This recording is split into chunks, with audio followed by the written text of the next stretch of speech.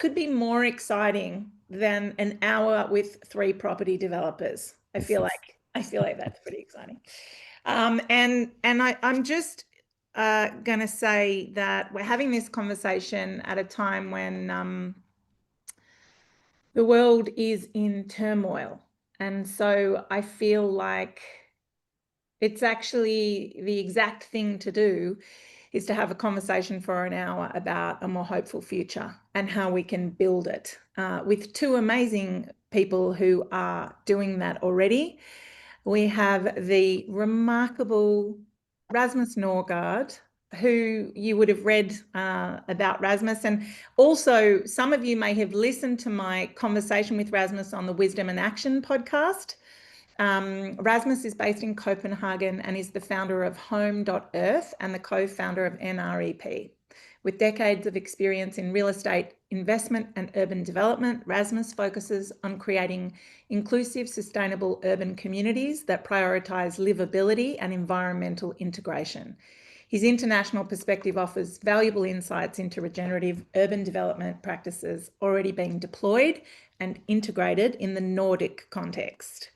And then we have my friend, the amazing adventurer, Paul Hameister, and he's the founder of Nature-Based Cities and executive chairman of Hampton Property Group, a seasoned property developer and outdoor adventurer. That's putting it mildly. Paul's a leading advocate for integrating living landscapes into urban development. Through Nature-Based Cities, he champions the inclusion of green spaces in urban design to create cities we love to live in.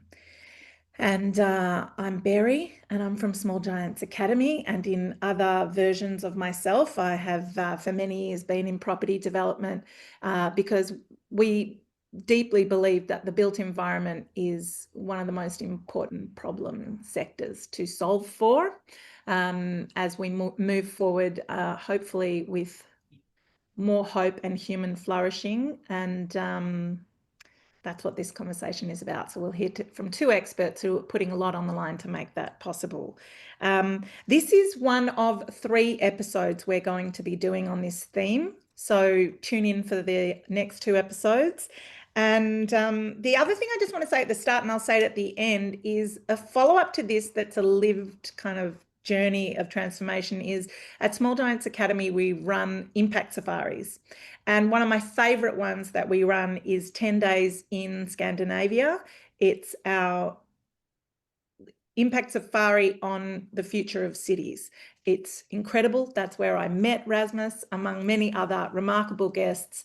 And Rasmus will talk about some of his own engagement with the Stockholm Resilience Centre. So there's a lot of very advanced work going on around the world on this topic. And we go and do a bit of a tour in a part of the world that seems to be ahead of the game.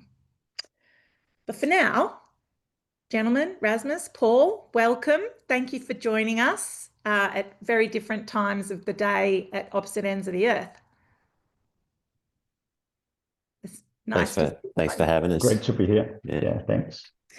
So, Rasmus, I wanted to start with you, and I give everybody a bit of a context, more of a context about your journey and some detail about the things you're working on now. I'm going to say it, don't be uncomfortable because it's true, but you're a titan of the Danish urban development world. And you stepped aside from that pure build-for-profit corporate role to do the work that you're doing now. And I said it to you on our podcast conversation. And actually, when I met Rasmus on the Impact Safari, I teared up when he started talking about the work that he's doing, because it's very rare to meet a property developer that is taking this lens on the built environment. And you stepped aside from that and created a book called The Donut for Urban Development. I just want to let everyone know here on this call, if you don't know, you can actually download that free online. The Donut for Urban Development. And Rasmus, that is on your website for Home.Earth, which is where you're spending most of your time now. So can you talk a bit about that arc of your journey from the heartland of corporate property development and funds management to Home.Earth and working with Kate Rayworth on the donut for the built environment? Sure. Yeah, so it's 20 years ago since we started what was originally called Nordic Real Estate Partners, NREP or NREP, and today it's called Urban Partners. And Urban Partners is based on a traditional private equity model. I would say we've been working also with sustainability in a broad sense for many years in that context, but it was done, you could say it's based on a private equity model. And eventually I felt a need to be able to apply myself in a different format where we can act more long term and with a more true orientation towards call all the needs of all stakeholders, and that's just hard to do in the financial structures that we typically see. So I decided to step out of the day-to-day business of Urban Partners. I still serve on the board there, but then started Home.Earth. And with Home.Earth, we were kind of curious on what's the right framework, how do we design a business to call it create value across multiple bottom lines, etc., and quite quickly arrived at donut economics as one of the frameworks. There are other frameworks, but there's something very tangible and I guess also you could call it simple in some ways around donut economics, i.e. that we need to operate within donut, we need to operate within the planetary boundaries, we only have one planet, and we need to live up to a social foundation that serves all people. Just to sort of elaborate on that for anyone who doesn't know about Kate Raworth's donut model, there are many models in the systems theory space, many different models. We also really love the donut model because it's simple, it's a metaphor, and it's a tool. And the premise of the donut is that there's the outer circle of the donut, which is the environmental ceiling, the limits, the planetary reality, and then the inner circle is the social foundation. And the question that the model proposes is, can we live in the sweet spot between the limits of our planetary foundations, our environmental ceiling, and towards human flourishing? And it's an incredibly useful tool across sectors. Yeah, no, I agree. So we kind of took that to heart and effectively wanted to build a donut company, and also wondered what does this exactly look like in the urban environment. So we got in touch with Kate Raworth and a number of other actors in this space, and proposed to do a donut for urban development. She had or the Donut Economics Action Lab had done quite a lot of work with cities. So I think Amsterdam was the first city to embrace a city donut, and it's done in 100+ cities by now, I believe. And so in that sense, it was not too distant from some of that work.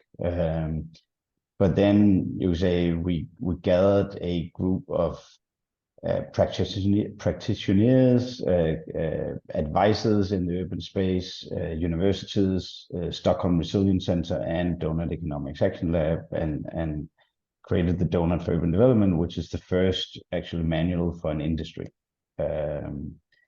And it's more, I would say, it's a tool, it's a guide, but it has informed quite a bit of the work that we do and helped us also in terms of designing our business.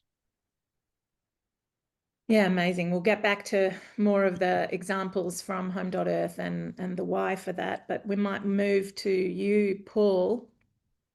Amazing, Paul. I really just want to talk to you about your life as a National Geographic explorer.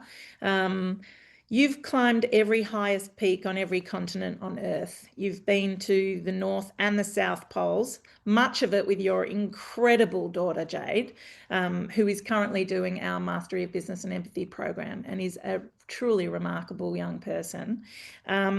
Your love of nature is core to your life, and you're also in this funky industry, which in Rasmus's measurements is using currently 10 planets worth of resources to make our homes a reality. So can you talk about how that's in your love of nature and your exploring almost the entire planet has informed your establishing nature-based cities?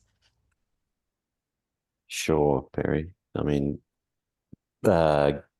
between the ages of 14 and 16, undertook some pretty big expeditions with the kids. With Jade, we did North Pole, we crossed Greenland, we set a new route from the coast of Antarctica to the South Pole. With my son, we did 3 jungle trips. We did 1,000 k's through unexplored Amazon with a couple of Peru, special forces, Matsi's tribesmen, and then a few years ago we crossed the Sinai with Bedouin tribe support. Wouldn't be doing that trip today, but you just see how different your children are when they're in nature and disconnected from technology. And I know how passionate my children are about nature because of the privileged direct experience that they've had in nature. Their vibrational energy is completely different.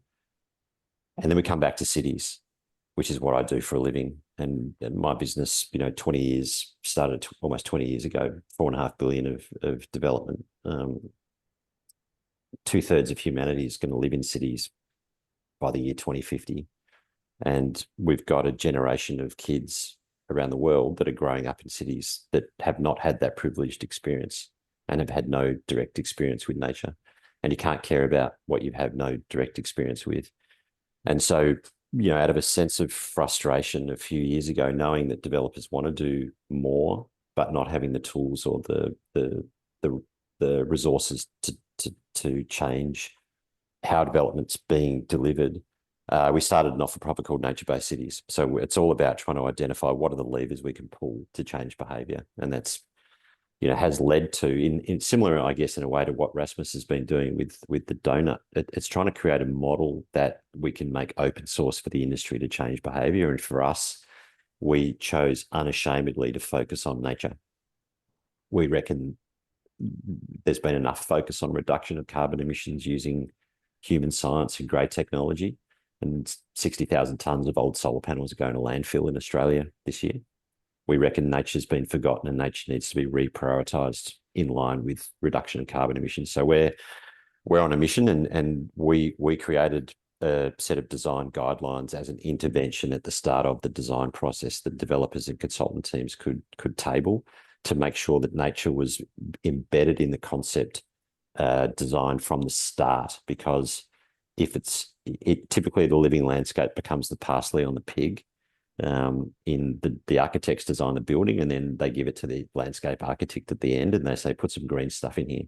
We need to create the intervention at the start. I could talk more about that later, Barry, but Rasmus's donut set of guidelines is our nature-based cities accreditation scorecard that we are now kind of sharing with the industry, and it's had terrific kind of support. There's a number of companies already seeking accreditation, and a number of our ESD rating agencies in Australia looking at formally adopting it as part of their tools in acknowledgement of the shortcomings of Australia's current ESD rating tools. I don't know if I've answered your question. I mean, yeah, I just want to let you off the leash. Having me mediate this conversation is a bit... it's whatever. I really want to Rasmus talk to each other about all of this, but I'll steer it a little bit for a little bit longer. And also to encourage everyone, if you are in this space or you're just interested, chuck your questions for both these remarkable men in the chat, so that at the end we'll save 20 minutes for them to directly answer your questions, because they're both fonts of wisdom and practice, which is really, really rare. And maybe let's go into why it's rare. Rasmus, when we spoke on the podcast, you were talking about how hard it is to really be a person not only of ethics in the property development space, but the system. We know the system is broken. Every sector's system is broken, and the built environment as a system is broken. So I'd like to unpack that both with you in a minute, and then move into vision. What I love is you both kind of try to move aside the concrete to get to the vision. And we talk at Small Giants a lot about 3 horizon thinking. And in the first horizon, it's called triage, where you're really just attending to the urgent and the immediate in front of us in terms of the collapse of certain things, but really the urgent and immediate. The second horizon is transition. Everyone who's doing the work to get us on the bridge from where we are to where we'd rather be. And the hard part is, I think, Horizon 3, transformation. What is the vision of where we are going to? And that is something that both of you have really, you've been working on, I would say, Horizon 2 and Horizon 3 a lot.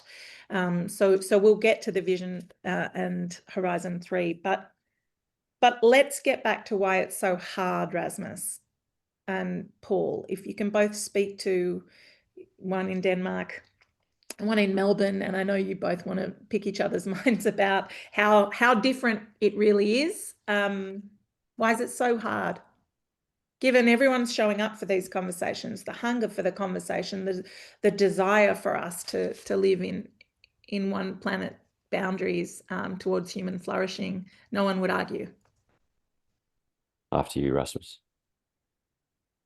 Yeah, I'm just, you can start this conversation in many ways, and I think there are many nuances to it. But if we take your 3 horizon framework, it is, I guess, really hard to move from one system to another. And I think the world we live in right now, I think a lot of the things that are happening come back down to a social contract that is broken for a lot of people.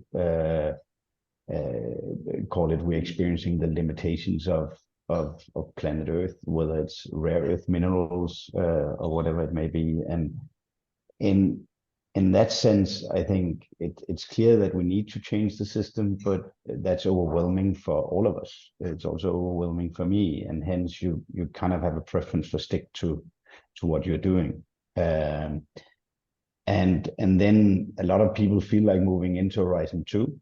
Where you can start doing some stuff, and that feels, I think that's easier to comprehend. But the Horizon 3 stuff, I think, is really hard. And when you speak to investors, so for me, why it's hard, it's I would say the investor community is so locked into the current ways of doing things, etc., that unlocking capital and moving capital to new ways of doing things is just super hard. I think people are recognizing that there's a need for change, but again, a lot of people are not being paid to embrace that or take that risk. Before this call, Paul, and you can speak to it yourself, you also described your framework, and there's enthusiasm around it, but people look for the business case. And I think that's the same we see with a lot of the work that we are doing. People recognize it needs to be done, but unless they can see the business case. And hence we are weighing everything in terms of money, whereas I think there are a number of outcomes and aspects that are being ignored here. I also feel that the financial community, if we take that angle, is totally underestimating a lot of the risks that sit in front of us. So investors will generally talk about risk-adjusted returns, but I don't think they're appropriately accommodating for those risks that we see ahead of us. I think a lot of risks are being ignored. And whether that's physical climate risk, where nature and cities, for instance, will play a significant role, both in terms of heat island effects and flooding, etc. Yeah, I mean, Rasmus, you know, it's the old saying, why do today what you can delay till tomorrow? It's one of my personal favorite mottos. Yeah. I also think one of the reasons why it's hard is trying to take a holistic approach. I mean, Paul talked to that there's too much focus on carbon. And I agree, a lot of people get into what you could call a carbon tunnel. On the other hand, there's also a risk if we only focus on affordability, or we only focus on nature for that matter. In my perspective, we need a kind of more of a holistic approach that try to address all of these things, and that's really hard. But that's, for me, that's what the donut represents. So nature and biodiversity is also a big part of the donut, but and we haven't gotten to a place where I can say we're addressing all of it by any means, but at least let's try and keep it in our framework, that we don't ignore anything. Yeah, I think that the answer from our point of view, Barry, I would say is it's very similar to Rasmus. We accept we're in a capitalist system, and it's a capitalist framework, and you've got to accept that capital is what's driving decision making. So if you want to change behavior, you need to understand that, and you need to understand that developers are looking at feasibilities.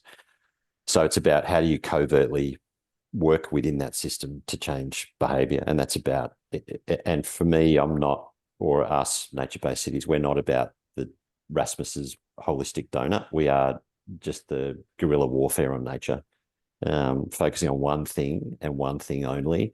There's enough other people focusing on everything else and the reduction of carbon emissions. Nature hasn't had enough of a go, enough of a voice.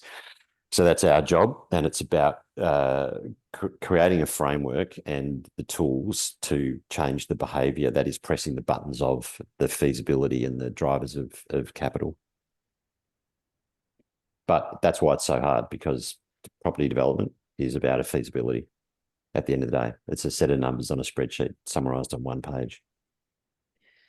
Yes, and there's some comments in the chat which we'll get to, because we're talking about carrots or sticks. You know, what is the actual incentive for behaviour change? And we're not even probably going to get to this, which would be another hour's conversation about doing this kind of work in stable Western democracies in an unstable world. You know, what are our obligations? And we, okay, too big. Let's just try to stay in the sort of the biggest leverage points. I'd love to go there, and we can talk about design and policy and funding. Or do you want to talk about capital? No, that's a rabbit hole. I mean, I think that's the right place to go. Yeah, I think that everyone on the audience, my question is, what are the biggest leverage points that we all here can work on to sort of help shift the system? Because you're right, Rasmus, otherwise it's complete overwhelm when you're trying to go from an old system that we're hospicing to midwifing a new system in bits and parts or holistically. It's a lot. So what are the real leverage points of change? Maybe Rasmus, you'd like to go first, that you're seeing and can be localized in Copenhagen. Yeah, I at least the way you frame it, and apologies for coming a little bit back to the business side of things, but if I look at our work, I would claim that with Home.Earth, I think a lot of what we're doing, whether it's carbon, biodiversity, circularity, affordability, etc., I would claim a lot of that is probably Horizon 2 stuff.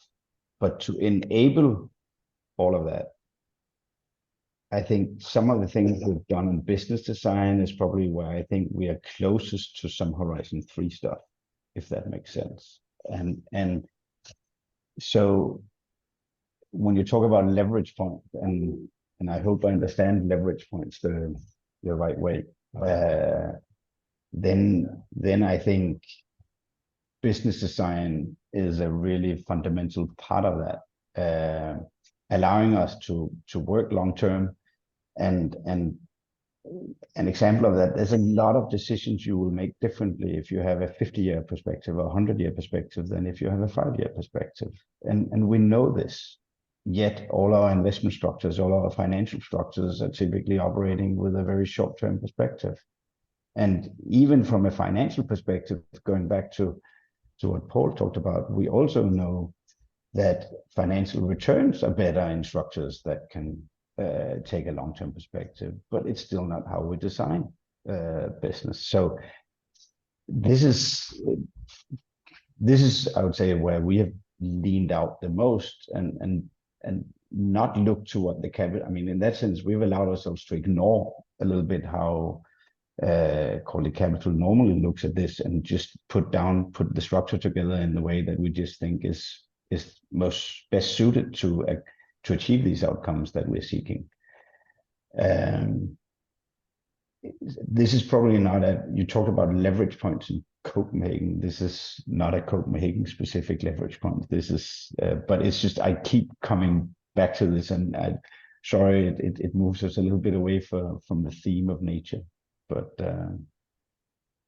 well, I mean, I would say that if you're going to have a serious conversation of what's moving us away from nature, it would be business design and short-termism, and the same could be said for policy design.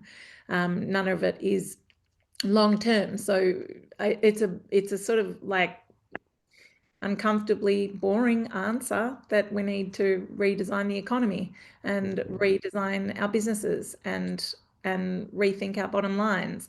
And not many businesses want to do that because we've got quarterly reports. So it is pretty revolutionary what you're doing, Rasmus. It takes some courage. Can I kind of defend businesses to an extent? I think a lot of Australian developers, and I'm sure it's the same overseas, they're trying to do the right thing with respect to environmentally sustainable design. The issue is they're looking to the ESD rating tools to guide them, and they're ticking boxes. And if you can change the boxes, you can change behaviour. And at the moment in Australia, we have ESD rating tools. Not one of them has a mandatory requirement for any living landscape. So you can have a 6-star Green Star rated building that's concrete and glass. That's completely flawed. And so we've been shaming, and hopefully there's no one from the GBCA on the call today. Apologies in advance, but we've been shaming them and meeting with them and trying to cajole them into change. They released the nature roadmap last year. We made a major submission. They're heading down the pathway of a biodiversity net gain tool in the same way that exists in London. The problem with that tool is you can purchase biodiversity credits off-site in order to satisfy it. So you still end up with concrete and glass in the city. So the biggest point of leverage in my mind is fixing the ESD tools, because increasingly our regulatory environment is looking to the ESD rating tools as a reference point for what achieves the standards that they're looking for and requiring developers to deliver. So if you can change those boxes, you can change behaviour. And again, coming back to the nature-based cities accreditation tool and the scorecard, what we tried to do, Rasmus, was pick a bunch of criteria that collectively would define nature-based design excellence, then look at all of Australia's existing ESD rating tools and how they applied metrics in each of those categories, brought it together into one tool, created a scoring system that's really easy to use for designers at the front end of a project.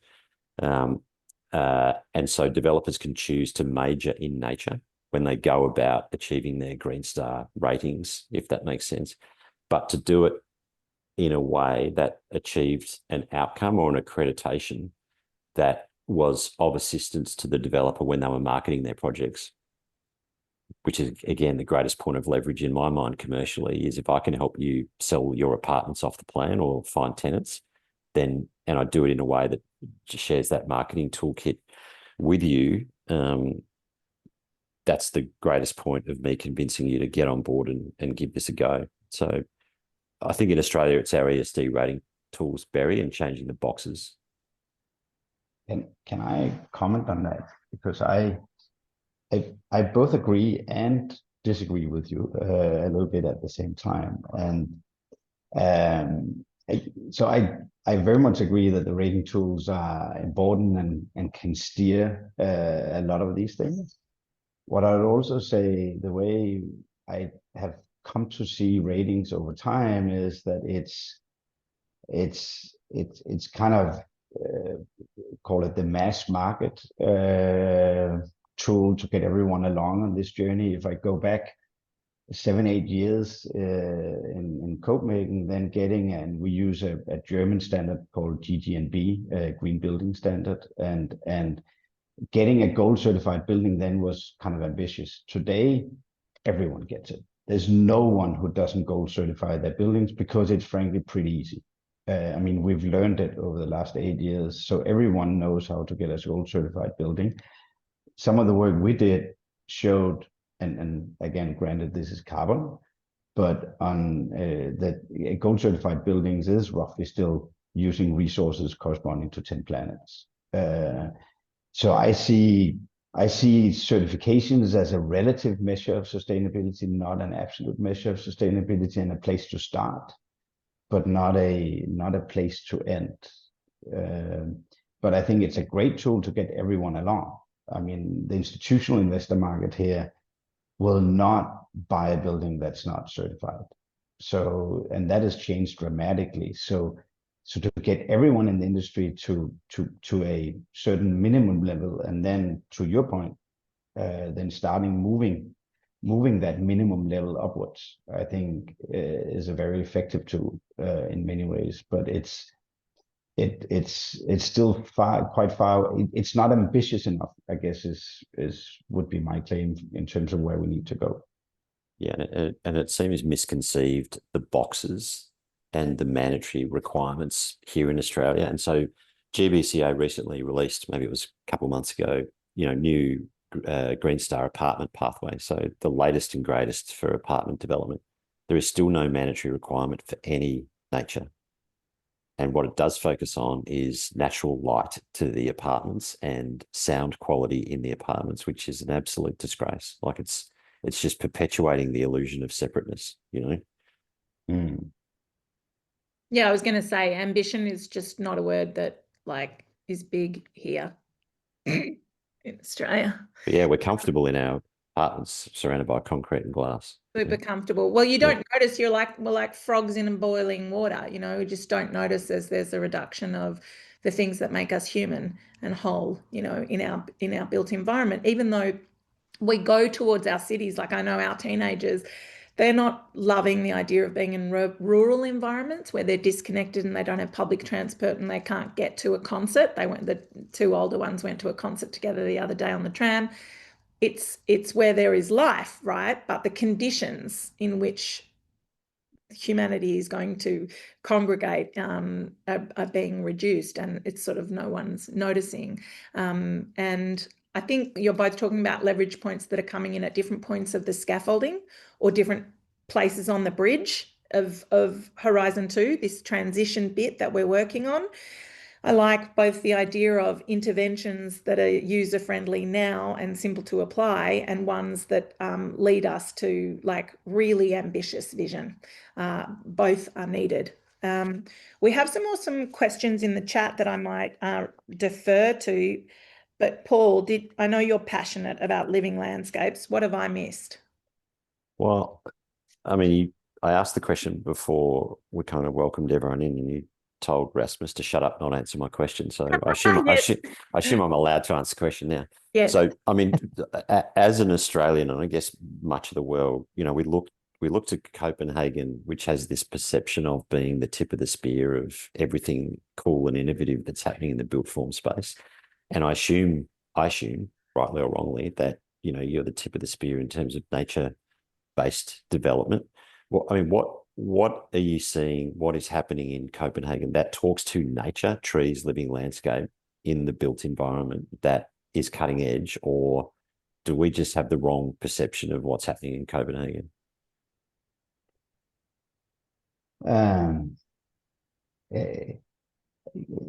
I think Copenhagen is doing well. Whether it's exceptional compared to everywhere else is probably an exaggeration. I think there are many cities where great work is being done, but I think Copenhagen has been through a very positive development over the last 30 years, and I would also frankly credit the municipality or the politicians and the administration quite a lot for a lot of these things. So I think a lot of good choices have been made.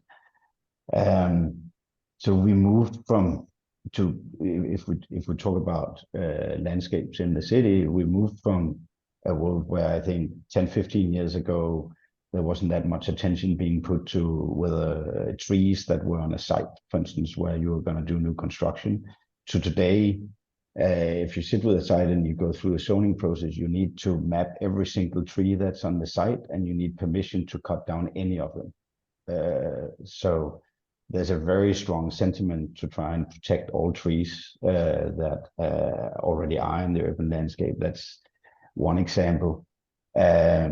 We see more and more decisions to cut down on car traffic. So you have 2-lane roads where it becomes a one-way road, and then the other part is used for outdoor spaces where you plant trees and bushes and landscapes, but also have places for people to hang out, etc. So those are the types of developments that are ongoing. I think a major development for Copenhagen was that roughly 20 years ago, the harbor was cleaned.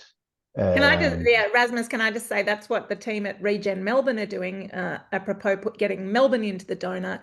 We were also inspired by Copenhagen.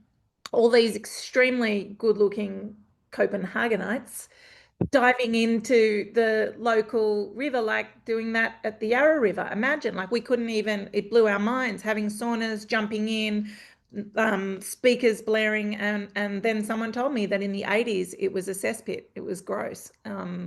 So it is cool to experience that in person and go, wow, it's pristine now. Yeah, and it's become a huge part of Copenhagen life to jump into the harbor and swim and saunas, etc., as you say, in different parts of the cities. So I think that has had a transformative effect for a lot of areas that the harbor was cleaned.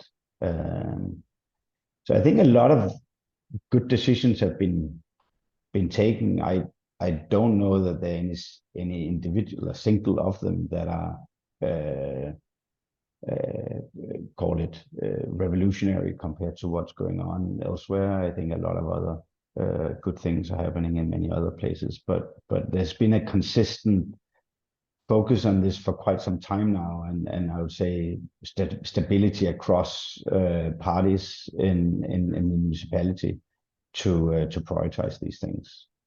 And Rasmus, one of the, I guess, barriers to incorporation of nature in the built form is the perception of cost, not only upfront in the construction but also maintenance on an ongoing basis. Is that something that the message we're spreading in Australia is that there's a financial return on investment in nature? Is that your experience in Copenhagen or not? Is there resistance to it because it costs money and maintenance is annoying and it makes a mess? And well, again, first of all, there are some requirements from a zoning perspective, so it's not like you can do nothing. I mean, you can't create a concrete jungle when you're doing a new development. So in that sense, there's there are certain requirements that you need to fulfill.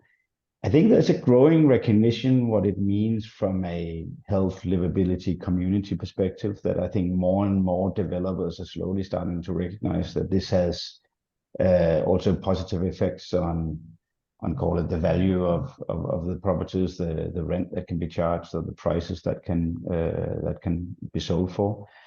I think there you come back to business design again sometimes, because who's the long-term owner? Who's the long-term beneficiary of these things? Where I can see in areas where you do have the long-term owners, there's more investment into these things than if it's a short-term kind of development play. But I think there's a growing understanding also from a commercial side that this actually makes sense. So I would say, yes, we're seeing it in more and more places, but another aspect is green roofs. So again, that's also a requirement in a lot of areas, because the sewers are, I mean, we're having these 100-year rainfalls much more frequently than every 100 years. So in Copenhagen, you have the sewers being underdimensioned in some places. So now the municipality has put requirements in place for green roofs, because it slows down the water, I don't know. The water flow. You understand? Yeah. Water flow. Yeah. That like blew my mind in Copenhagen. Everyone going for a run on a rooftop park. It was just it was freaky and amazing, and I was living in the future. So you enjoy that in the future. I'm just gonna go to some legends who've posed some pretty great questions in the chat. If you're happy, Sarah Davis and Joel Blackwell, it'd be rad if you asked your questions directly to Rasmus and Paul. If you want to. Hello, yes, happy to.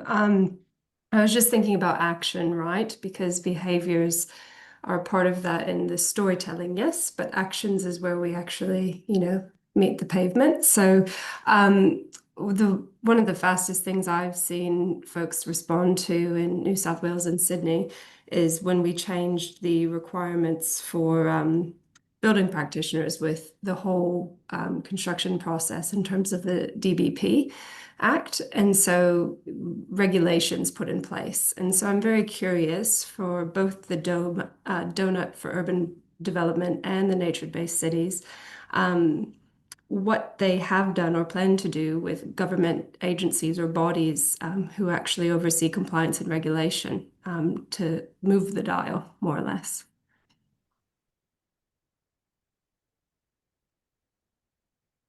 I mean, in the Australian context, Sarah, we have met with the Department of Planning, pitched the tool.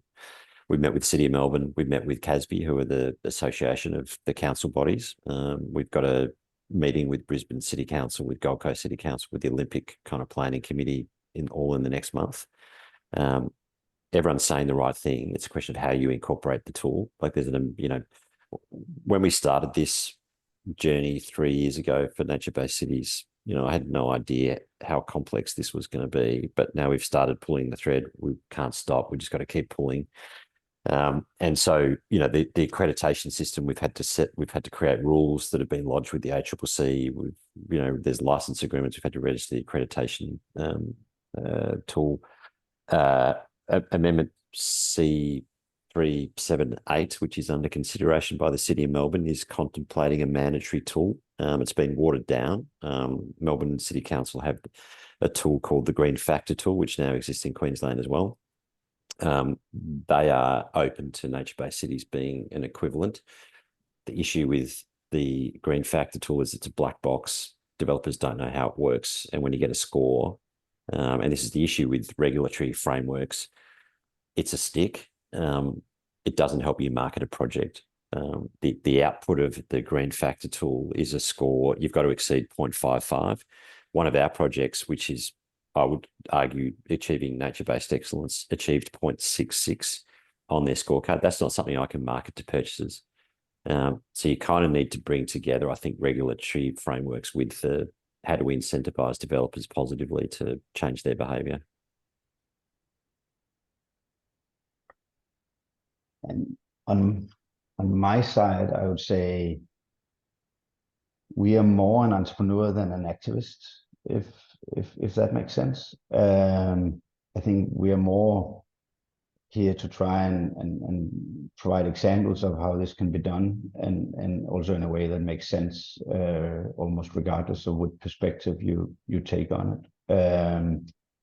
At the same time as we came up with the donut, some people that we work pretty closely with did something called From 4 to 1 Planet, and they were pushing and we supported, but it was more them pushing that, call it the carbon limits on new construction was reduced dramatically, and so 400 players in the built environment in Denmark actually subscribed to this, which meant that the industry was ahead of the regulators effectively, and helped move the regulators to a more aggressive stance on carbon reduction in new development. So and the regulators also admitted, kind of, because there were few of the old concrete producers and so on who sits in kind of the old industry organs and so on that were pushing against it, but there was so overwhelming kind of push from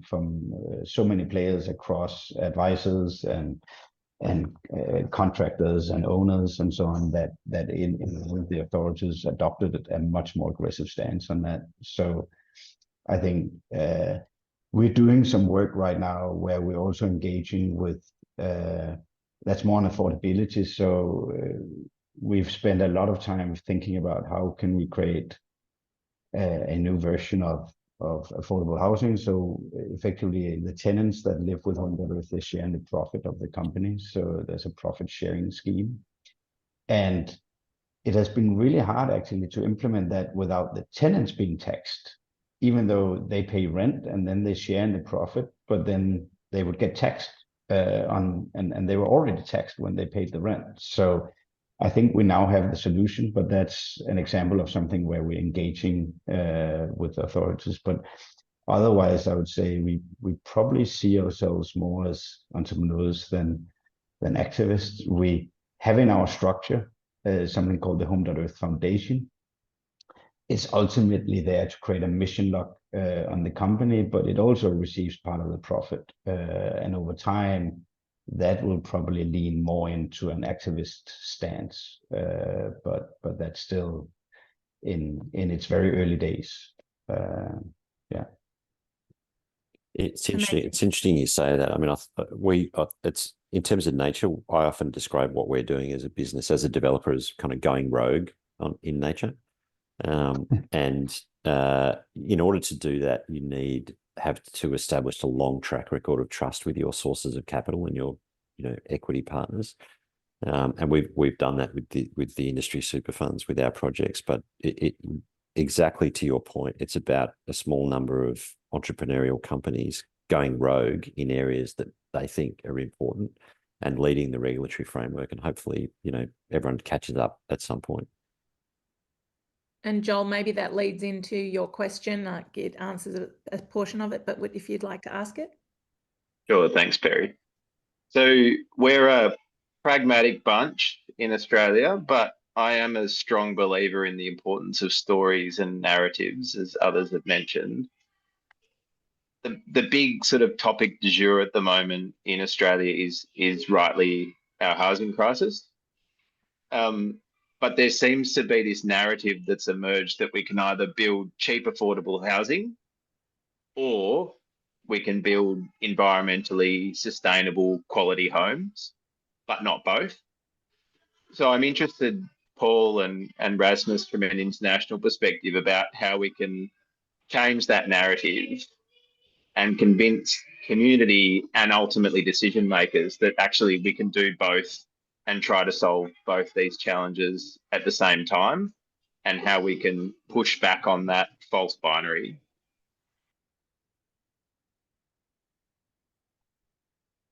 Yeah, I can start. First of all, I totally agree with you. Urban Partners that I come from were early on decarbonization, etc., and so on. So when I stepped out, it was actually very much with a focus on creating affordable housing. So the first kind of thoughts on Home.Earth was only about affordability. But I think eventually I just got to the conclusion that it doesn't work. I mean, if we create something that's highly affordable, but we've destroyed the planet, it doesn't get us to where we need to be. So coming back to the holistic approach, so I think we have to do both. If I can give you kind of one example of hope, the first development that we've designed ourselves from bottom up is just being completed now. The first 50 tenants moved in recently. We set the record for the lowest carbon footprint ever achieved for multi-story residential building in Denmark by quite a margin, and we did it at a normal cost. It didn't cost any extra, and I think the whole point there was because then people say, well, why wouldn't everyone do that? And for me, it comes back to how we think again, and this is a little bit boring, but a fragmented value chain and many different actors being involved and being uncoordinated. I mean, if we think about construction in general, it's broken system. I mean, 80% of projects are over time, over budget, etc., etc.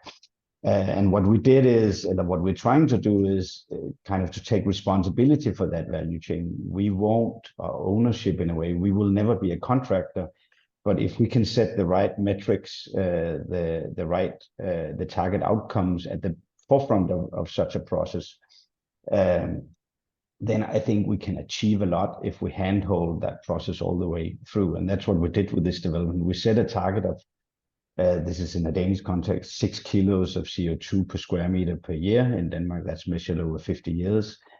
We went to 4 different architect studios initially to create a little bit of a competition. None of them thought we could get lower than 8, and we ended up at 4.7.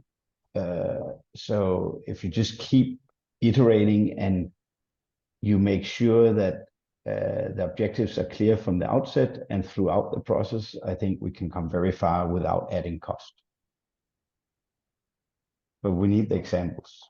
But I think we have at least one example now of that.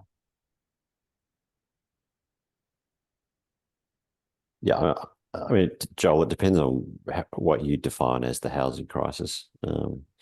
There's multiple kind of sub-segments of what that is, but the biggest issue as an insider in terms of housing supply is the cost of construction and the escalation that's occurred over the last kind of 4 years.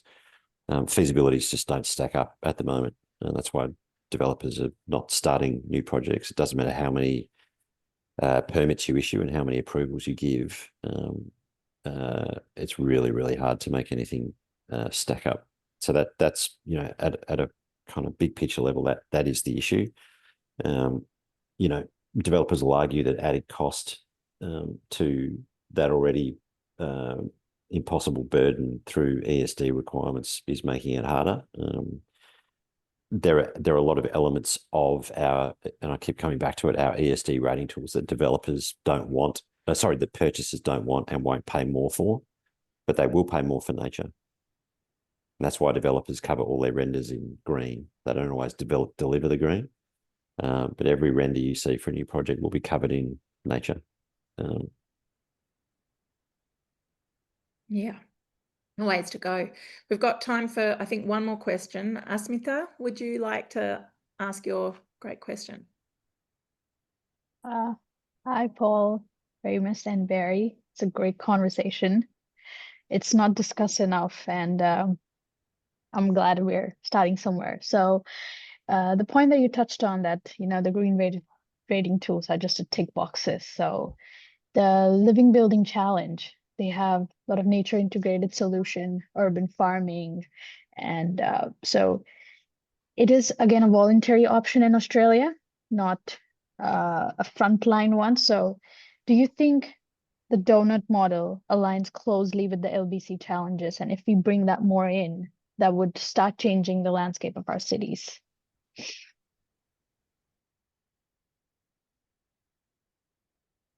Are you asking Paul? Anyone can answer, Paul. Yeah, I'm not going to talk on behalf of the donut because that's Rasmus's donut, not mine.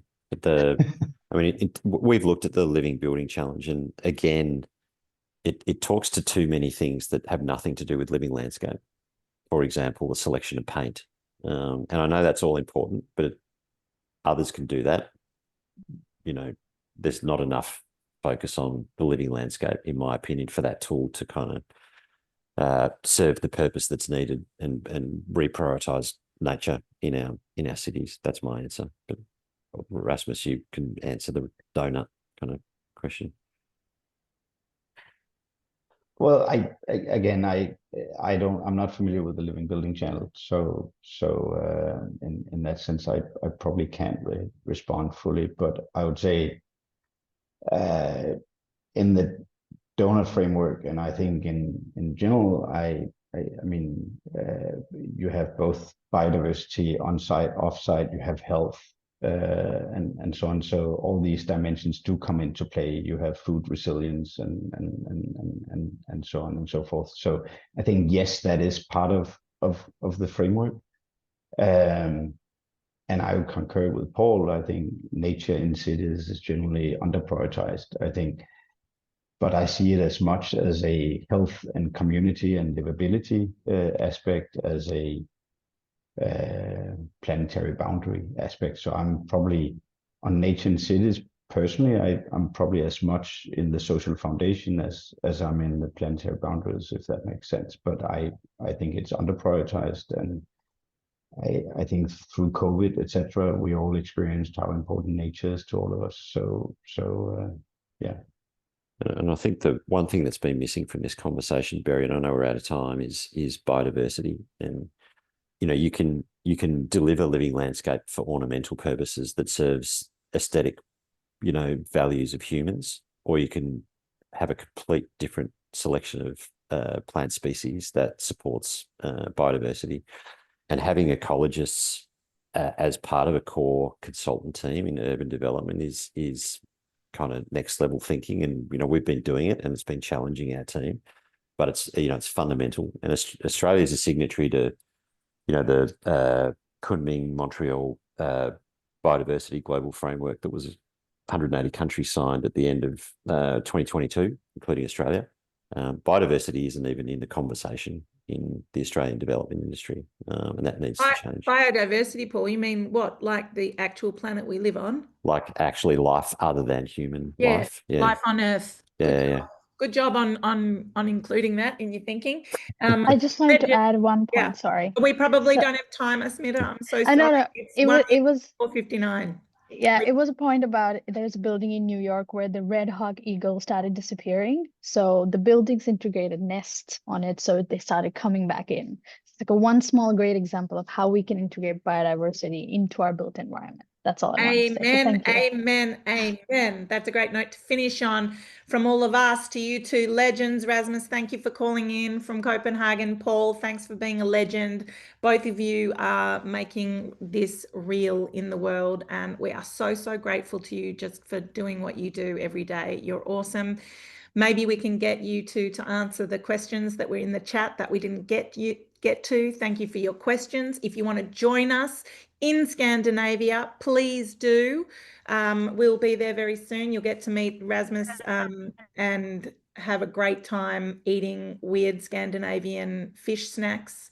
Thanks, legends. Let's bring biodiversity back into our cities and get ourselves within a one planet resource requirement. Thanks, legends. Have a great day. I'm off to see our son do his VCE music recital.